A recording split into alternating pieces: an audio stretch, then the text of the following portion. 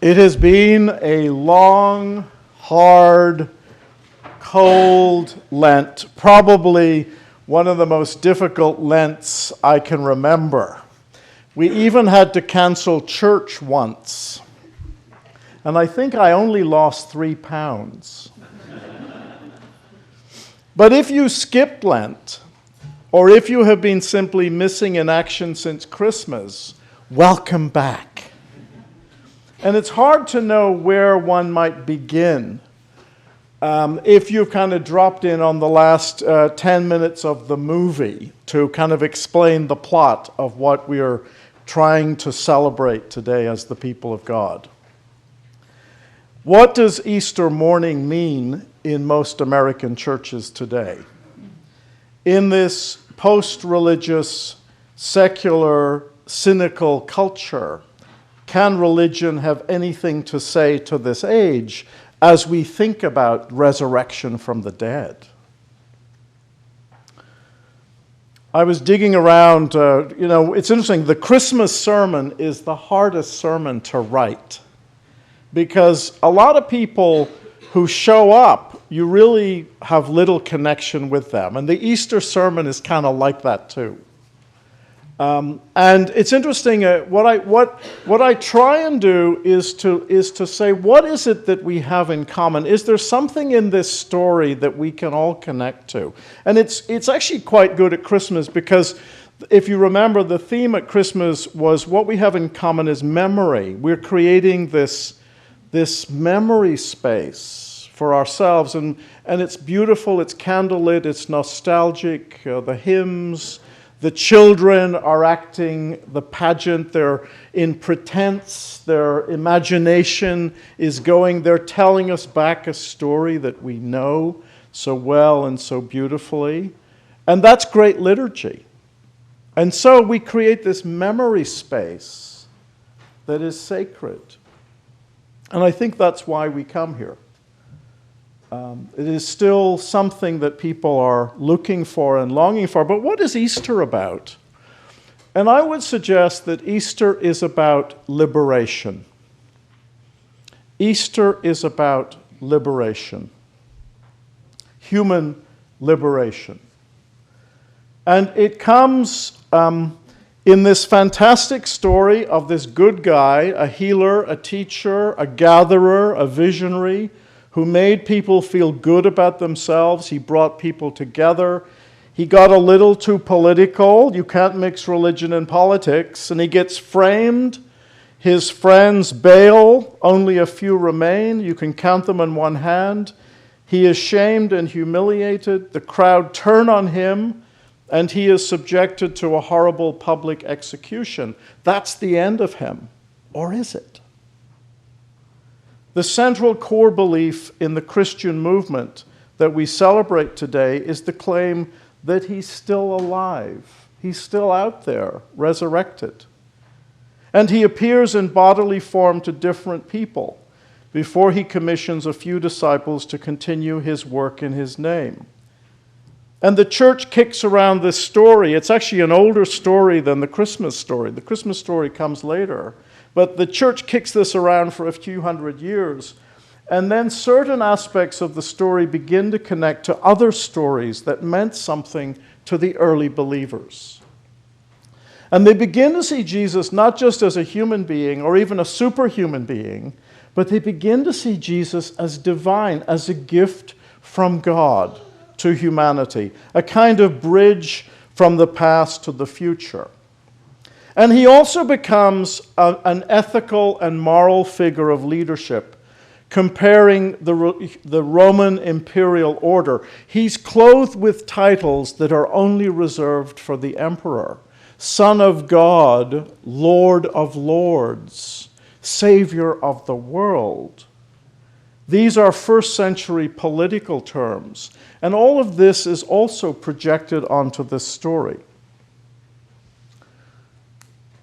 So Easter is about human liberation. And I want you to think about that word for a moment, what that word means to you. What does it conjure up? How free are you? What constrains you right now in your life? Where do you feel trapped and unable to move through a situation or a challenge? What enslaves our nation or our world right now? So I was digging around for material on Easter, and I came across an old book by Harvey Cox. Some of you remember Harvey Cox from the 70s and 80s. He was a professor at Harvard. He's still alive in his 80s. He was a Baptist minister of a different kind of Baptist, a kind of Jimmy Carter kind of Baptist. And he wrote this book in 1973 called The Seduction of the Spirit, the Use and Misuse of People's Religion. And he writes about Easter, and his message to the church is, what are we doing here? What is our mission? Why do we exist? And he suggests that it's about human liberation. And he grounds this belief in two biblical stories. The Exodus of the Jewish slaves in Egypt who are liberated from economic and political oppression to enter their own space. God promises them their own space where they can grow and thrive and have farms and children and grandchildren, and everyone can sit under their own vine in peace. And the second story Cox poses for us to think about, and why we are here, is the story we read today of Easter. As the Exodus story is the collective memory, the pretense and human imagination of a story of how one is liberated from slavery and oppression, so the Easter story grows out of that older story of liberation, not only for Christians, but for all of humanity. And religion does not have the edge on the deep human longing and challenges associated with liberation. But we do not understand Judaism or Christianity without these two defining markers in the sand, Exodus and Easter. It's interesting, what is popular today, and certainly since the time of Harvey Cox, that American religion is dominated by, the me and Jesus movement. Religion has become terribly personal, like self-improvement. And he would say this is heretical, because the Exodus and Easter is primarily about not personal salvation. They're about the liberation of a people and a community and a world, a kingdom under God, a world that is set free from all that is holding us back. Cox writes this: one of the two poles within which I operate is my own Christian tradition. Within this tradition, there are in turn two principal foci, Exodus and Easter. But liberation is the common theme in both.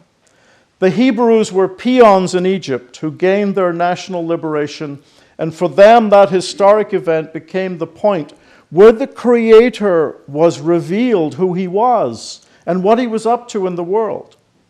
Exodus points to the emancipation of humanity from political and economic bondage. Easter, the resurrection of Christ, is the Christian parallel of the Exodus. It suggests not only even death can nullify the significance of human life. Easter in the New Testament faith celebrates the liberation of men and women from sin and death. And Cox puts it beautifully. He says, sin is anything that traps us in the past, and death is anything that frightens us about the future. So Easter, we are liberated from that which holds us back from our past, and that what we are afraid of as we gaze into an uncertain future. And the early Christians saw Easter as a kind of continuation and enlargement of the Exodus story. And he suggests that Exodus and Easter add up to a vision of God which inspires and supports human liberation, and to think of God as that power which, despite all setbacks, never admits to final defeat.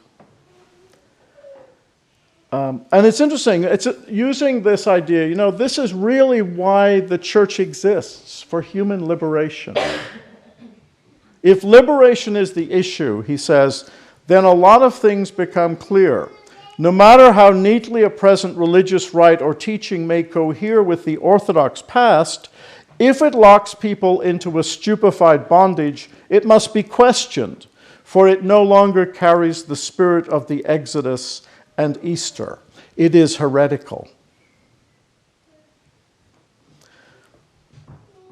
So it's interesting, these ideas of liberation. When he wrote this in 1973, the consciousness about liberation, you think of Africa, post-colonial Africa. Liberation meant a particular process. It was about freedom of political oppression and independence. And the women's movement and the gay and lesbian LGBT movement was in its infancy. And so liberation had a particular lens back then in 1973. What's interesting about his writing is that he predicted the seduction of technology back then. Rather like when our grandmothers and our mothers discovered washing machines and dishwashers, that they would be liberated to spend more time on the things that they wanted to do with their family or recreation. In the same way that we looked forward to technology, to cell phones and computers, that we would be liberated to have more time with our families and do the things that we want to do. But guess what? We're not liberated. Try and get the attention, eye contact of a teenager between you and their cell phone.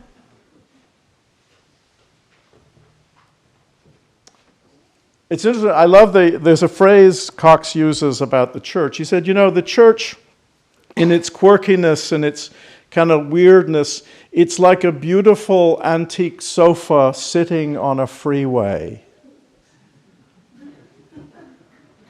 What on earth are we to contribute in this world? What on earth is liberation and resurrection to do with anything? We put our trust in economics and medical science to keep us financially stable and in good health. We put our trust in technology and social media and communications to keep us connected until we realize that these tools may not be all that liberating after all. This Lent, one of the saddest experiences was to hear from a friend who is part of the New York corporate world as that world spins into a more and more profitable and efficient future, and was to witness how this friend who is in his late 50s was let go from work after 11 years working for a company. He loved what he did. He was highly respected. His contribution to the well-being of his colleagues, many of whom he trained and mentored, was paralleled only by the service he provided to his clients and customers. But like this huge impersonal game of musical chairs, his dedication and connection to this corporation ended in a 3-minute exchange with his boss and a witness from human resources. He was asked to turn in his keys, clean out his desk, and leave the building. And the only dignity they offered him was not to have security personnel escort him off the premises that he had served for 11 years.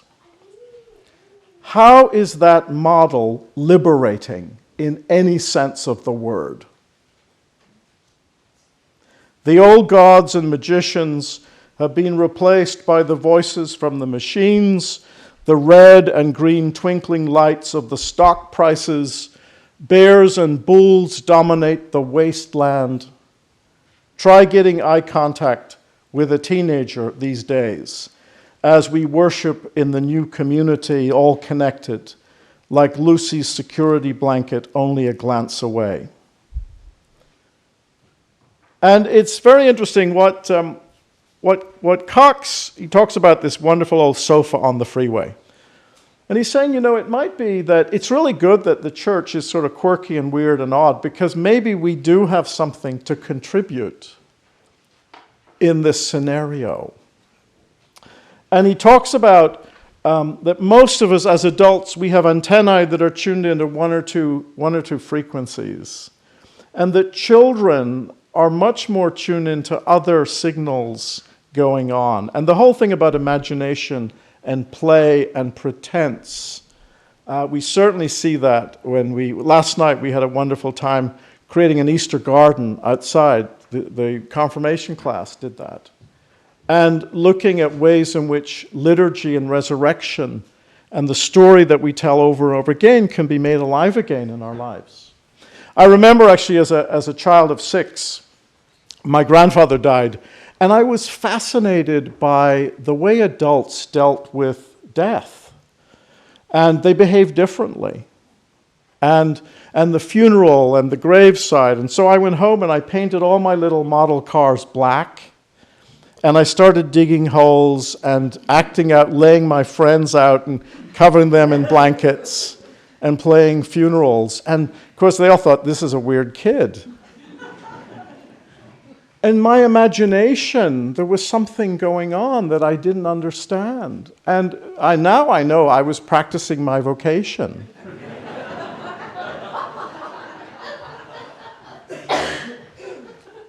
But liturgy can help us do that, to tune into different, and as adults, we can learn from our children. I want to end with one kind of helpful and ancient, kind of medieval technique. Some of you are familiar with, this is called a labyrinth.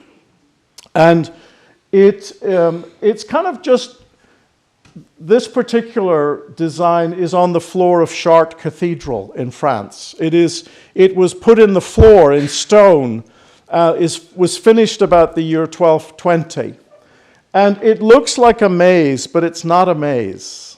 And what it is a walk, so that the person kind of enters this meditative, reflective journey. And there's no sermon, there's no right or wrong way to do it, and it does speak to this age.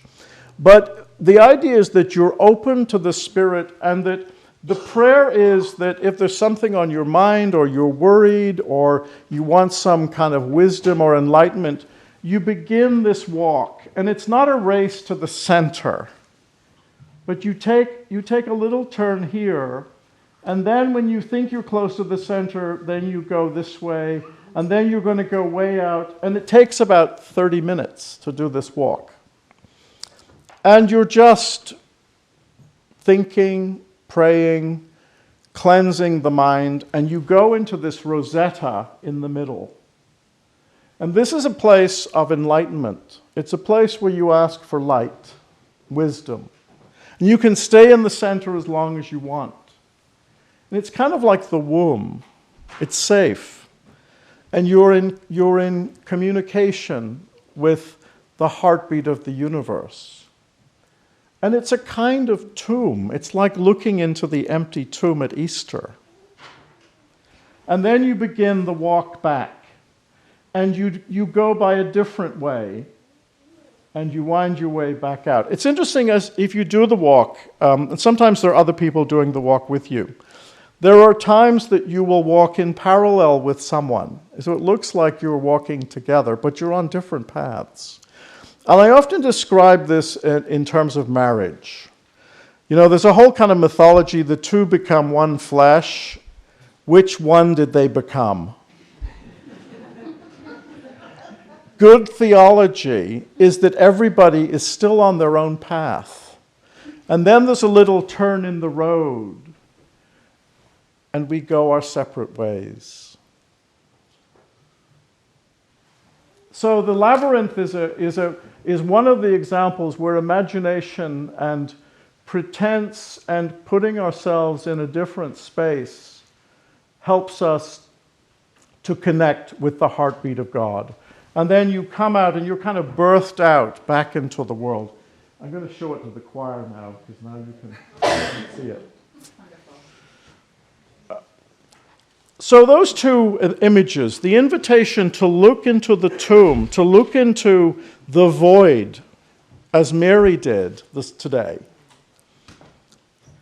The stories of the resurrection, there's not one narrative, there are many, many stories. And that's the invitation that we have today in front of us, to look into the empty tomb and to look into our own selves. I end with a poem, the only poem that Harvey Cox wrote. It's called On Christ the Clown. Stop that man, the painted juggler with the idiotic grin and all his motley gaggle of harlequins, fat ladies, and sword swallowers. They're all fakes, I think. At least they're unwelcome intruders into our well-calibrated, surprise-free universe. We had read that he was dead. Can't believe anything you read these days, but we did, despite the lilies and anthems and all. Oh, we knew our noses were itching for something, with all the beads and mantras and incense, but he was so gray and unavailable, embalmed by church and state, to be viewed on high on festive occasions. Is the minstrel really back? That inept troubadour whose unpolitic legerdemain finally got him lynched by the imperial security forces? Back? Not a chance. Though there are these funny rumors, but they come from the usual unreliable sources. Spooked out, undependable people, notorious liars, ladies of shady repute, sleight of hand artists. They let on he lives, like love and laughter and man's eternal gullibility. But who can believe people like them? Children do, and fools, maybe a few meter maids, but who else? Who else? Amen.